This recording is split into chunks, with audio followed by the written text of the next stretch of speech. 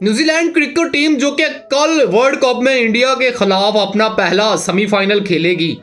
New Zealand इस time 2015 से लेके 2023 तक 7 इवेंट में से फाइनल और सेमीफाइनल खेल चुकी है। 2015 के फाइनल में, 2016 के T20 वर्ल्ड कप के सेमीफाइनल हारी, 2019 के वर्ल्ड कप का फाइनल हारी, 2021 की टेस्ट की चैंपियन ट्रॉफी न्यूजीलैंड ने ही उठाई, 2022 के T20 वर्ल्ड कप के सेमीफाइनल में हारी और अब 2023 है। पाकिस्तानी शायकीनों की दुआ है और उम्मीदें भी न्यूजीलैंड के साथ ही जुड़ी हैं ताकि वो इंडिया को शिकस्त दे, इंडिया के बोर्ड को शिकस्त दे और इंडिया में जो अंपायरिंग कर रहे हैं उनको भी शिकस्त दे, क्योंकि इस वर्ल्ड कप में बाकी सब टीमों के 11 खिलाड़ी मैदान में उतरते थे जबकि इंडिया के 14 खिलाड़ी उतरते थे, जिनमें 3 अंपायर